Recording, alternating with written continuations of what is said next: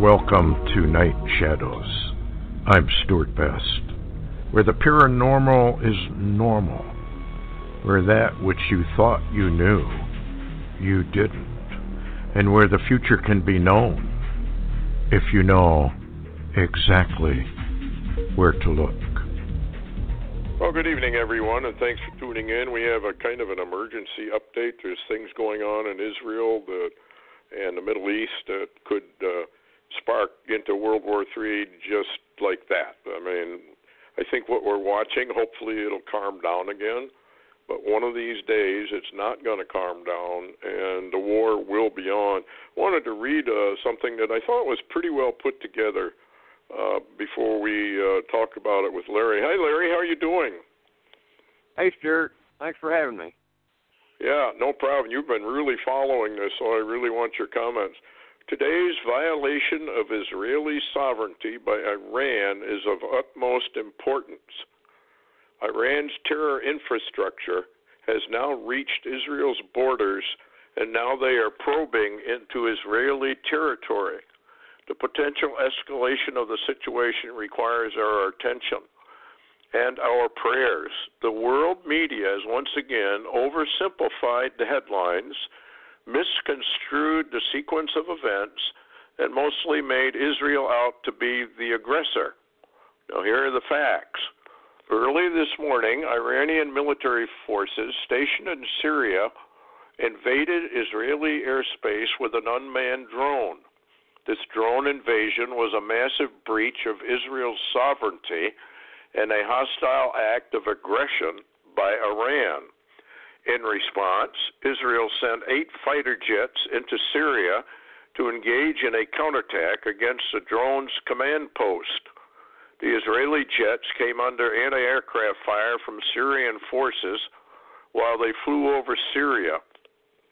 I guess we're finding out that came from a Russian air base. But anyway, Israel succeeded in destroying their target, but in the process, one of Israel's fighter jets was hit by Syrian fire, and the 2 pilots ejected and escaped. And I guess they were both severely injured, from what I gather. They were both injured and currently are in the hospital. One of the pilots is severely injured. Israel's response to that attack was an immediate counterattack of overwhelming force. In the strongest attack in 30 years, Israel destroyed 4 Syrian command posts, 8 Iranian command posts in Syria, and I think those numbers have increased. We'll get to Larry on that one. All of Israel's fighter jets returned home from that mission safely. This morning's conflagration was a blatant attempt by Iran to assert its dominance in the region and threaten Israel. So there you go. Larry, your comments. Yeah, that's very interesting. Where did you get that article? That's a very well-written article. Christians United for Israel wrote it. Oh, okay. One of the interesting things, just to add to that, is a recent report from Downsville says Russian troops were involved in Iranian-Syrian clash with Israel and the downing of an Israeli F-16 warplane. Says defense systems, which downed Israeli warplane, was operated and commanded from Russia's Khmeimim air base in Syria. And so, that's links things up even more. And also, Downsville reporting that Iran is now warned that it will open the gates of hell against Israel and also attack Middle East American bases. Wow. So, has anything happened of late? Of course, we probably won't know about it until tomorrow morning, even if they are in a major war. Yeah, well, at the moment, I guess Israel is in a conference with its security staff, and also, there's reports of some of the missiles fired in Syria landing in Lebanon. So there was a massive attack against the Israelis that had gone in to do the damage, to the Iranians and the Syrians and Hezbollah forces in Syria. And also there is a report out of Depka Files stating that Netanyahu called urgent defense conference in Tel Aviv as Israel is targeting wide-range air offensive against Syrian and Iranian military targets within Syria. Also under attack are Hezbollah forces within Syria. And also at the same time, they report that private and commercial air traffic over northern Israel has now been suspended. So there's a lot going on at the moment. And, of course, last night on the Friday night show, we mentioned for people to have a heads up and watch the Middle East, and so I guess seems to be beginning in that war over there. Yeah, I think it proves, if nothing else, that this thing can go out of control almost immediately.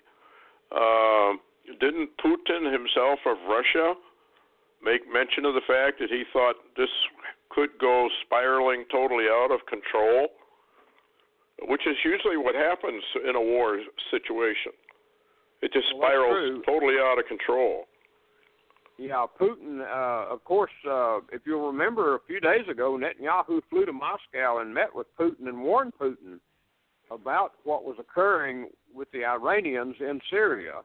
And, of course, apparently nothing happened. And so now we have an incident that has begun all of this. Depka File also is reporting that Moscow reports an Israeli air offensive underway attacking Iranian, Syrian, and Hezbollah targets within Syria. And at the same time, there are reports that Russia, Iran, and Syria are calling for an emergency meeting of the United Nations Security Council because of the explosive issue of the violence there. Wow. Israel launches large-scale strikes in Syria after drone infiltration. The IDF hit 12 Iranian, Syrian sites in a second wave of attacks following airspace breach. Planes met with heavy anti-aircraft fire. F-16 crashes in Israel. Pilots seriously injured. So I guess they did hit a lot of places in Israel or in Syria. Has Putin said any more other than he's trying to get the UN to declare an emergency? Have you heard any more on that front? No, not at this time. Of course, the Israelis did not hit the command and control center of the missile fire within Syria that was conducted at the Russian base. So they left them alone. But they did. There are scattered reports that Russian troops were involved, in this, and some were injured possibly in the Iranian base attacks that occurred. Yeah, and Turkey, I guess, is still involved in a major offensive, correct, as I understand it? So this thing is getting extremely complicated, and, of course, major mistakes can be made when you have such a weird soup mix over there. I mean, you've got NATO fighting NATO nations with, Turkey fighting America, basically. Well, it's pretty complicated, but, Turkey has begun an invasion of northern Syria, and, of course, they have been moving troops and attacking Afrin, which is the Kurds, by the way, and at the same time moving towards Manbij, which is where U.S. forces and the Kurds are stationed. And as a matter of fact, Erdogan had ordered U.S. troops out of Manbij, and they refused to leave. And Yahoo News report says U.S. General Paul E. Funk stated that U.S. troops will not leave the base at Manbij, Syria, even if Turkish forces attack it directly. So we've got a head-on there going on, and, of course, Putin is also concerned about that instance because he lost a jet involving, and by the way, it says, Depka Files also reporting, says U.S. air strikes in Syria involving U.S. F-15 fighter jets and Apache helicopters using heavy artillery against pro-Assad forces of Hezbollah and Shiite fighters that were trying to cross the Euphrates Bridge into Iraq. Wow. So we've got a lot of fighting that's going on right now. Yeah, here's something from Search of Fall. We don't have much more time. Moscow declares imminent threat after U.S. actions down Russian, Israeli, Turkish aircraft over Syria. New report, the military doctrine of the Russian Federation could be activated. The United States now poses an imminent threat of aggression to the Union state of Russian Belarus due to its unprovoked armed attack in the Syrian Arab Republic that over the past week have led to the downing of a Russian fighter aircraft, the death of its pilot, the downing of a Turkish military helicopter, and the death of its two pilots, the downing of an Israeli military fighter, whose pilots are in the hospital at this point, and a U.S. military air assault on Syrian government forces operating legally within their own borders. They killed an unknown number of Russian contractor advisors. So Putin at any time could declare that this is an attack upon the Soviet Union or Russia. Oh, absolutely. As a matter of fact, there were reports today that the Kurds fighting Turkish forces in the invasion had actually destroyed a couple of Turkish tanks, killed some of the Turkish troops, and also shot down another helicopter. So this is really good. You know, this is a whole lot in one day. Yeah, and then we got the little Kimmy, the whiz kid over there in North Korea. They were watching, I guess, the parade and by satellite and whatnot, and he's got 4 Hwasong 15 ICBMs on new mobile launches, and he's also got what they are calling a clone of Russia's deadly Iskander missile. So maybe that's not a clone. I've often thought that China and Russia are giving Kim a lot of stuff. It's just off the radar. What do you think? Maybe we got war everywhere. Yeah, they're reporting that some of the missiles that North Korea has are indeed Russian missiles. Now, the Iskander missile, that's one that can take out an aircraft carrier. So we really have to be on alert as far as our forces, off the peninsula. Yeah. Yeah, it almost sounds like the Armageddon script is beginning to fire off. We'll close down with this one. Another massive coronal hole emerging over the sun's eastern limb could be a very significant threat to a very active Pacific ring of fire. We got any more news on that other than it is rotating in our direction and could really cause some problems?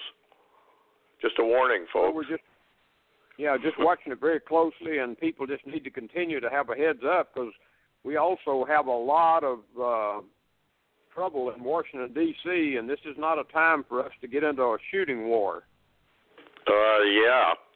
Okay, folks. Well, we'll keep on top of this one, and if necessary, give you another emergency update tomorrow.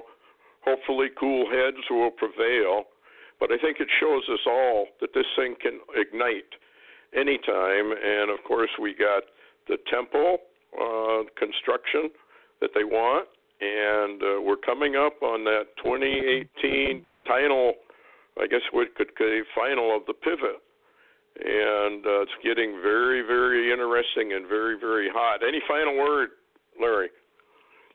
Just keep that seatbelt buckled. Yeah, we're in for some rough seas, I'm afraid. And, of course, the war against Trump, no matter what he does, it's wrong. And it's always going to be that way, just like no matter what Israel does is wrong. There are so many people that hate Israel with a passion. There's a reason for it. It's spiritual. And it's because people do not really understand who Israel is or what Israel's there for. So, lot going on, folks. We would definitely, Larry, will keep you up to date on his posting. And if this thing really takes off, we'll have another update tomorrow night. In the event, thanks for listening, and take care of yourselves. And like Larry says, buckle your seatbelts. We could be in for a very rough ride. Good night, everyone. Thanks for listening.